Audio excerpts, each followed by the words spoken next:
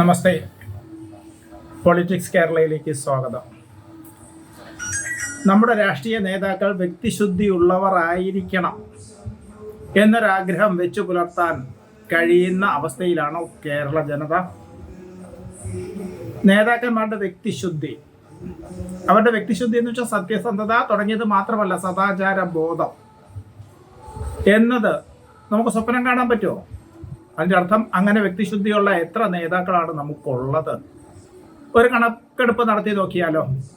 ഈ വ്യക്തിശുദ്ധി ഇല്ലായ്മ ഇന്നും ഇന്നലെയും തുടങ്ങിയതല്ല. അതിൻ്റെ അവസാനത്തെ ഭാഗമായിട്ട് ഇന്ന് കേരള സമൂഹം, രാഷ്ട്രീയ മണ്ഡലം കലങ്ങി മറിഞ്ഞു നിൽക്കുന്നത് രാഹുൽ മാങ്കൂട്ടത്തിൽ എന്ന കോൺഗ്രസ് നേതാവിൻ്റെ വിഷയത്തോടനുബന്ധിച്ചിട്ടാണ്. വിഷയം സ്ത്രീ വിഷയമാണ്.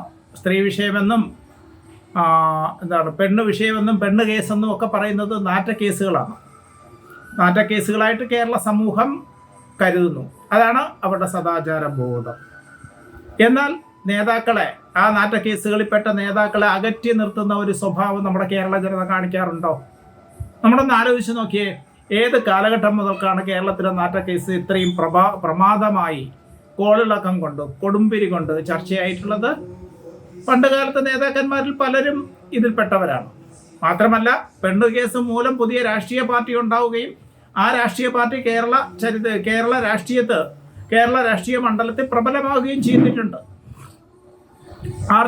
ശങ്കർ മുഖ്യമന്ത്രിയായിരിക്കുന്ന കാലത്ത് ഒരു നേതാവിനോടൊപ്പം, ഒരു മന്ത്രിയോടൊപ്പം അദ്ദേഹത്തിൻ്റെ കാറിൽ ഒരു സ്ത്രീ ഉണ്ടായിരുന്നു. അത് മതി. അന്നത്തെ പ്രശ്നം അവിടെ കൊണ്ട് കോളിളക്കം സൃഷ്ടിക്കപ്പെടുകയാണ്. അവിടെ എന്തു പറ്റി? അവര് വ്യത്യസ്ത വിഭാഗമായി, അവർക്കെതിരെ നടപടികൾ ഉണ്ടാകുമെന്ന് കണ്ടപ്പോൾ ആ നേതാവും കൂട്ടരും പ്രത്യേക വിഭാഗമായി. ആർ ശങ്കറിനെതിരെ വന്ന അവിശ്വാസ പ്രമേയത്തെ അതേ പാർട്ടിയിലുള്ള ഈ നേതാവും കൂട്ടരും പിന്തുണച്ചു. ആർ ശങ്കർ മന്ത്രിസഭ നിലംപൊത്തി. ഈ പെണ്ണ് കേസിൽപ്പെട്ട നേതാവും കൂട്ടരും തെറ്റിപ്പിരിഞ്ഞു. പുതിയ ഒരു രാഷ്ട്രീയ കക്ഷി ഉദയം ചെയ്തു. കേരളത്തിൽ ശക്തമായിരുന്ന കേരള കോൺഗ്രസ് ഇന്നവരത്ര ശക്തരല്ല. ആ കേരള കോൺഗ്രസിന്റെ ഉത്ഭവം തന്നെ ഒരു പെണ്ണ് കേസിൽ നിന്നാണ്. അപ്പോഴെത്രമാത്രം മ്ലേച്ഛമായ അടിത്തറയിലാണ് കേരളത്തിലെ രാഷ്ട്രീയ പാർട്ടികളെന്നൊന്ന് നോക്കിയാൽ അത് മനസ്സിലാകും. തുടർന്ന് ഇങ്ങോട്ടുള്ള സ്ത്രീ പീഡന കേസുകൾ നോക്കുക, സ്ത്രീ വിഷയങ്ങൾ സംബന്ധിച്ചിട്ടുള്ള കോലാഹലങ്ങളും കലഹങ്ങളും നോക്കുക. ശ്രീ ടി വി തോമസും കെ ആർ ഗൗരിയമ്മയും തമ്മിലുള്ള പ്രശ്നത്തിന്റെ അടിസ്ഥാന കാരണങ്ങളിലൊന്ന് പെണ്ണ് കേസ് തന്നെയാണ്. ടി വി തോമസിന്റെ പരസ്ത്രീ ബന്ധമാണ്. പിന്നീട് സൂര്യനെല്ലി കേസിനോടനുബന്ധിച്ചുണ്ടായ കോൺഗ്രസ് നേതാവ് പി ജെ കുര്യൻ. പിന്നീട് തുടർന്ന് ഇങ്ങോട്ട് ആരൊക്കെ അതിൽപ്പെട്ടിട്ടുണ്ട്? കുഞ്ഞാലിക്കുട്ടിയുടെ ഐസ്ക്രീം പാർലർ കേസ്. KPCC ഓഫീസിൽ പ്രസിഡന്റ് ഉള്ളപ്പോൾ ബക്കറ്റിൽ വെള്ളം കരുതിയിരിക്കണം, പൈപ്പിൽ വെള്ളമില്ലെങ്കിൽ എന്ന് രാജ്മോഹൻ ഉണ്ണിത്താൻ നടത്തിയ പ്രഖ്യാപനം ആരെക്കുറിച്ചാണ്, ഏത് പെണ്ണ് കേസുകളുടെ അടിസ്ഥാനത്തിലാണ് എന്നതറിയാം. ഇതൊക്കെയാണ് നമ്മുടെ രാഷ്ട്രീയ നേതാക്കളുടെ സദാചാര ബോധം, അവരുടെ പരസ്ത്രീ സംഘത്തിൽ നിന്നുള്ള വിട്ടുനിൽക്കൽ, വ്യക്തിശുദ്ധി പുലർത്തൽ. തുടർന്ന് ഇടതുപക്ഷത്തോട്ട് നമ്മളൊന്ന് കണ്ണയച്ചാലോ. അവിടെ ഒരുപാട് പേരെ കാണാൻ കഴിയും ഈ സ്ത്രീ വിഷയത്തിൽപ്പെട്ടവർ. കണ്ണൂരിലൊരു ശശി, പാലക്കാട് മറ്റൊരു ശശി, തുടർന്ന് ശ്രീരാമകൃഷ്ണൻ, മുകേഷ്, കടകംപള്ളി സുരേന്ദ്രൻ. ഇടതുപക്ഷത്ത് തന്നെയുള്ള മറ്റൊരു പാർട്ടിയാണെങ്കിൽ KB ഗണേഷ് കുമാർ. അങ്ങനെ എത്ര പേര്? വലതുവശത്ത് ഉമ്മൻചാണ്ടി മുതൽ ഇങ്ങേയറ്റം വരെയുള്ള മിക്കവാറുമുള്ള എല്ലാ നേതാക്കളും അന്ന് അവർ CBI കേസിന്റെ ഭയത്തിലും നിഴലിലും ഒക്കെ ആയിരുന്നു. ഇന്നിപ്പോഴ് രാഹുൽ മാങ്കൂട്ടത്തിന്റെ കേസ് ഉണ്ടായിരിക്കുകയാണ്. ഇതിനു മുമ്പ് കർണാടകത്തില് പ്രജ്വൽ രേവണ്ണ, മുൻ പ്രധാനമന്ത്രിയുടെ ചെറുമകൻ കേസിൽപ്പെട്ടിപ്പോഴകത്താണ്, പെണ്ണ് കേസിൽപ്പെട്ട് ബലാത്സംഗം, തട്ടിക്കൊണ്ടുപോകൽ. അപ്പൊ ഇവിടെയൊന്നും നമുക്ക് വ്യക്തിശുദ്ധി കാണാൻ കഴിയുന്നില്ല. ഇപ്പോഴ് രാഹുൽ മാങ്കൂട്ടത്തിനോടനുബന്ധിച്ചിട്ടുണ്ടായ ഈ കോലാഹലങ്ങൾ ലക്ഷ്യമിടുന്നത് കേരളത്തിലെ നേതാക്കളെ, രാഷ്ട്രീയ നേതാക്കളെ വ്യക്തിശുദ്ധ ഉള്ളവരാക്കി തീർക്കാനും അവരുടെ സദാചാരത്തിന്റെ അതിർവരമ്പുകൾ നിർണയിക്കാനും അതിനപ്പുറം കിടക്കുന്നവരെ എന്നേക്കുമായി രാഷ്ട്രീയത്തിൽ നിന്ന് പുറത്താക്കാനും ആയിട്ടുള്ളതാണോ? തീർച്ചയായിട്ടും അല്ല. രാഷ്ട്രീയ ലക്ഷ്യങ്ങൾ മാത്രം ഉന്നമിട്ടുകൊണ്ടുള്ള ഇരട്ട താപ്പുകളാണ് ഇപ്പോൾ കാണുന്നത്. നിങ്ങൾ ചിന്തിച്ചു നോക്കിയേ, എത്രമാത്രം പെണ്ണ് കേസുകളുള്ള രാഷ്ട്രീയ പാർട്ടിയുടെ സെക്രട്ടറി തൊട്ടടുത്ത് ശ്രീ ഗണേഷ് കുമാറിനെ നിർത്തിക്കൊണ്ട് പറയുകയാണ്, രാഹുൽ മാങ്കൂട്ടത്തിന്റെ കേസ് പോലെ മറ്റേതെങ്കിലും കേസ് കേരളത്തിൽ ഉണ്ടായിട്ടുണ്ടോ? അവിടെ കുറെ പത്രപ്രവർത്തകർ, മാധ്യമ പ്രവർത്തകരുണ്ട്. ഇവരുടെയൊക്കെ നാക്ക് മുറിഞ്ഞു പോയോ, അല്ല അതാ വിഴുങ്ങിപ്പോയോ എന്ന് നമുക്ക് തോന്നിപ്പോകുന്നു. ഒരാൾക്ക് പോലും ചോദിക്കാൻ കഴിഞ്ഞില്ല, കൂടെ നിൽക്കുന്ന ഗണേഷ് കുമാറിന്റെ കേസ് സ്ത്രീ പീഡന കേസ് ആയിരുന്നില്ലേ? അവരൊക്കെ അഗ്നിശുദ്ധി വരുത്തിയവരാണോ? തോമസ് ഐസക് പ്രായം ആയ ആളാണ്, പക്ഷെ അദ്ദേഹത്തിന് പണ്ട് കാലം മുതലേ ഇ കെ നായനാർ തന്നെ പറഞ്ഞു പരത്തുന്ന കഥകളുണ്ട്. അപ്പം അവരുടെയൊക്കെ വ്യക്തിശുദ്ധി, സ്ത്രീ പീഡന കേസ്, അതൊക്കെ തീവ്രത കുറഞ്ഞതായിട്ട് ഈ പാർട്ടി നേതാവ് കരുതുന്നുണ്ടാകാം. അതല്ലെങ്കിൽ കേരള സമൂഹത്തിനെ സംബന്ധിച്ച് ഈ സ്ത്രീ പീഡനം ഒരു വിഷയം അല്ലാതാകാം. അതേസമയം കോൺഗ്രസിൽ ഉമ്മൻചാണ്ടി മുതൽ ഇങ്ങോട്ട് എത്ര പേരാ വൻ നിര തന്നെ സ്ത്രീ പീഡന കേസിൽ പെട്ടിട്ടുണ്ട്. അവര് കേരളം ഒട്ടാകെ ദുർഗന്ധം വമിച്ചിട്ടുണ്ട്. പിന്നീട് ഒരു കുളിയും പാസാക്കി വീണ്ടും ഇലക്ഷന് വന്ന് നിന്നിട്ടുണ്ട്. സൂര്യനെല്ലി കേസിൽ PJ കുര്യന്റെ നേരെ സംശയത്തിന്റെ നിഴൽ വന്നതിന് ശേഷം അദ്ദേഹം ഇലക്ഷന് നിന്നു. ജയിച്ചോ തോറ്റോ എന്നുള്ളതല്ല വിഷയം, അദ്ദേഹത്തിന് സീറ്റ് കിട്ടി. അതുപോലെ ഇവിടെ സ്ത്രീ വിഷയത്തിൽപ്പെട്ട ഏതൊരു നേതാവിനും സീറ്റ് കിട്ടും.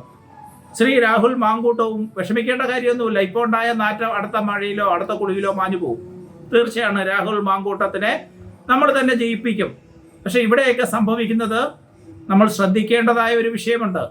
അശരണരായ, ദുർബലകളായ, ചോദിക്കാൻ ആളില്ലാത്ത പാവപ്പെട്ട സ്ത്രീകൾക്ക് വേണ്ടി ഉണ്ടാക്കിയിട്ടുള്ള സ്ത്രീ സുരക്ഷിതത്വ നിയമം അർത്ഥമില്ലാത്ത, വെറും പബ്ലിസിറ്റിക്ക് വേണ്ടി മാത്രം വരുത്തുന്ന, ലക്ഷ്യബോധമില്ലാത്ത ആരോപണങ്ങളിൽ തെളിയിക്കപ്പെടാത്ത കേസുകളാൽ ആ നിയമം ദുർബലപ്പെട്ടു പോകും. അങ്ങനെ ആ നിയമം ദുർബലപ്പെട്ടു പോകാൻ പാടില്ല. ആ നിയമം പല സ്ത്രീകൾക്കും, പല പാവപ്പെട്ട സ്ത്രീകൾക്കും ആശ്രയമാണ്, രക്ഷാ കവചമാണ്. പക്ഷെ എപ്പോഴും എടുത്ത് ഉപയോഗിക്കുന്ന ആയുധം, ലക്ഷ്യബോധമില്ലാതെ ഉപയോഗിക്കുന്ന ആയുധത്തിന്റെ വായുത്തല മുറിയും, നശിച്ചു പോകും, ഒടിഞ്ഞു പോകും. അതുപോലെ ഈ നിയമത്തിന്റെയും തീക്ഷ്ണതയും തീവ്രതയും ഇല്ലാതാക്കാനാണ് വൃഥാ പീഡന ആരോപണങ്ങൾ സഹായിക്കുന്നത്. നാളെ ഈ രാഹുൽ മാങ്കൂട്ടം എന്ന നേതാവ് അസ്തമിച്ചു പോകുമെന്ന് നിങ്ങൾ ആരെങ്കിലും കരുതുന്നുണ്ടോ? അങ്ങനെ അസ്തമിക്കുമായിരുന്നുവെങ്കിൽ കോൺഗ്രസിലെ മുൻനിര നേതാക്കൾ മുതൽ മൂന്നാംകിട നേതാക്കൾ വരെ അസ്തമിക്കണമായിരുന്നു. അത്രയ്ക്ക് സ്ത്രീ പീഡന കേസ് ഉമ്മൻചാണ്ടി മന്ത്രിസഭാ കാലത്തുണ്ടായി. പക്ഷെ അവരൊക്കെ ഇപ്പോഴും നിലനിൽക്കുന്നു, വെളിച്ചത്തിൽ നിലനിൽക്കുന്നു. മന്ത്രിയായിരിക്കെ ശശീന്ദ്രന്റെ നേരെ ആരോപണം ഉണ്ടായി, അദ്ദേഹം ഇപ്പോഴും മന്ത്രി തന്നെ. ഇതൊക്കെ കേസ് കഴിഞ്ഞ് നിരപരാധിത്വം തെളിഞ്ഞു എന്നൊക്കെ ആയിരിക്കാം ഉത്തരങ്ങൾ. നാളെ ഇന്നിപ്പം മാങ്കൂട്ടത്തിന്റെ നേരെ കേസ് പോലും വന്നിട്ടില്ലല്ലോ. അപ്പോഴും നമ്മൾ ഇത്രയും ശക്തമായി സന്നാഹം ഒരുക്കുകയാണ്. എന്തിനാണ് അതിൻ്റെ അർത്ഥം? സ്ത്രീ പീഡനത്തെ ഇല്ലാതാക്കാനോ നേതാക്കളുടെ വ്യക്തിശുദ്ധി ഉറപ്പാക്കാനോ അല്ല. പക്ഷെ അതായിരിക്കണ്ടേ ലക്ഷ്യം. ആ ലക്ഷ്യത്തിനോട് കൂട്ടുചേർന്ന് നിന്ന് പ്രവർത്തിക്കുന്ന ഒരു നേതാവിനെയും കാണാൻ കഴിയുന്നില്ല. അവർക്ക് തൊട്ടടുത്ത് നടന്ന കാര്യങ്ങളെല്ലാം അവർ മറന്നു പോകുന്നു. ഇടതോ വലതോ നടുവോ എന്ന് നോക്കേണ്ട കാര്യമില്ല. ശ്രീ വാജ്പേയി പ്രഖ്യാപിച്ചിട്ടുണ്ട്, ഞാൻ ബ്രഹ്മചാരിയല്ല, ഞാൻ അവിവാഹിതനാണ് പക്ഷെ ബ്രഹ്മചാരിയല്ല എന്ന്. പക്ഷെ അദ്ദേഹം അത് സധൈര്യം ഉറക്കെ പ്രഖ്യാപിക്കുകയാണ് ചെയ്തത്, ഞാൻ ബ്രഹ്മചാരിയല്ല എന്ന് വെച്ചാൽ സ്ത്രീ ബന്ധം ഉണ്ടായിട്ടുണ്ടെന്ന് തന്നെയാണ്. അത് ശരിയോ തെറ്റോ എന്നൊന്നും വിലയിരുത്താൻ ഞാൻ ആളല്ല. പക്ഷേ ഇത്തരം പ്രവർത്തികൾ, രാഹുൽ മാങ്കൂട്ടത്തിൻ്റെ പ്രവർത്തികളുടെ പിന്നിൽ നികൃഷ്ടമായ മനസ്സും മ്ലേച്ഛമായ ഉദ്ദേശവും തന്നെയാണ്. അത് ഈ രാഹുൽ മാങ്കൂട്ടത്തിന് മാത്രമല്ല, മുൻനിരയിൽ ഇതിനു മുന്നായി അദ്ദേഹത്തിൻ്റെ മുൻഗാമികളായിട്ട് വന്നിട്ടുള്ള സർവർക്കും ഉണ്ട്. ഏറ്റവും മ്ലേച്ഛമായി പ്രജ്വൽ രേവണ്ണയിൽ നമ്മൾ കണ്ടു, മുൻ പ്രധാനമന്ത്രിയുടെ ചെറുമകൻ ജയിലിൽ കിടക്കുന്നു, സ്ത്രീ പീഡന കേസ്, ബലാത്സംഗ കേസ്. അങ്ങനെയുള്ള മൊത്തം ആൾക്കാരെ പല പാർട്ടികളിലായി നമ്മൾ നേതാക്കളായി സ്വീകരിച്ചിരിക്കുന്നു. ഇന്നിപ്പോഴും ഏറ്റവും കൂടുതൽ രാഹുൽ മാങ്കൂട്ടത്തിന് എന്ത് സംഭവിക്കാം? MLA സ്ഥാനം പോകാം. നാളെ പലവിധ വിചാരണകളിലൂടെയും അദ്ദേഹത്തിനെതിരെ പരാതിയില്ല എന്ന ക്ലീൻ ഷെട്ടുമായി പ്രവർത്തിക്കാനും സംസാരിക്കാനും കഴിവുള്ള ആ വ്യക്തി വീണ്ടും രാഷ്ട്രീയ രംഗത്ത് ഉദിച്ചുയരും.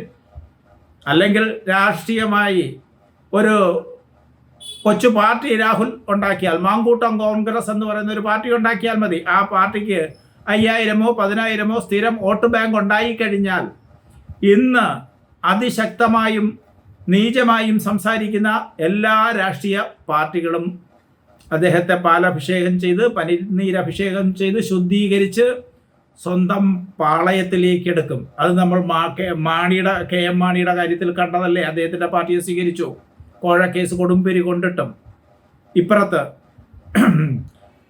ചക്കര പെണ്ണിനോട് അരുതാത്തത് ആവശ്യപ്പെട്ട നേതാവിനെ സ്വീകരിച്ചു. അങ്ങേയറ്റത്തെ മ്ലേച്ഛമായ ചരിത്രം, സ്ത്രീ വിഷയ സംബന്ധമായ ചരിത്രം ഉള്ള നേതാക്കൾ സ്വച്ഛന്തം കോൺഗ്രസ് വിഹരിക്കുന്നു. ഏത് പാർട്ടിയിലാണ് ഈ അവിഹിതവും ഈ പെൺ വിഷയത്തിൻ്റെ നാറ്റവും പേറാത്ത ഇതായിട്ട് ഏത് പാർട്ടിയാണുള്ളത്? ഒരു പാർട്ടിയുമില്ല. നമ്മൾ വളരെ ശ്രദ്ധിക്കുക. സ്ത്രീ സംരക്ഷണത്തിന് വേണ്ടി ഉണ്ടാക്കിയിട്ടുള്ള നിയമങ്ങളെ ഇല്ലാതാക്കുന്നതാണ് നമ്മുടെ പ്രശ്നം. നേതാക്കളുടെ സദാചാര ബോധത്തിനും വ്യക്തിശുദ്ധിക്കും അതിർവരമ്പ് നിശ്ചയിക്കലാണ് കേരള ജനതയുടെ കർത്തവ്യം. ഈ ഒരു രാഹുൽ മാങ്കൂട്ടത്തിനെതിരെ ഇത്രയും അധികം കൊട്ടിഘോഷിക്കുന്നത് കൊണ്ട് കേരള ജനതയ്ക്ക് ഒരു പ്രയോജനം ഉണ്ടാവുന്നില്ല. ഒന്നുകിൽ രാഹുലിൻ്റെ സ്ഥാനം അപഹരിക്കാൻ നിൽക്കുന്ന കോൺഗ്രസ്സുകാരൻ, അല്ലെങ്കിൽ ഈ വിഷയത്തിൽ കോൺഗ്രസിനെ മ്ലേച്ഛമാക്കിക്കൊണ്ട് കുറേ വോട്ട് നേടി മുന്നേറാൻ ശ്രമിക്കുന്ന BJPയോ അല്ലെങ്കിൽ ഇടതുപക്ഷമോ. ഇവരിൽ ആരാണ് സംശുദ്ധർ? ആരും സംശുദ്ധരല്ല. അതുകൊണ്ട് രാഹുൽ മാങ്കൂട്ടങ്ങൾ രാഷ്ട്രീയത്തിൽ ഉണ്ടാകാതിരിക്കാനാണ് കേരള ജനത ശ്രദ്ധിക്കേണ്ടത്, പ്രവർത്തിക്കേണ്ടത്. അതിന് എന്ത് ചെയ്യാൻ പറ്റും? ഇത് നമ്മൾ ചിന്തിക്കുക. നന്ദി, നമസ്തേ.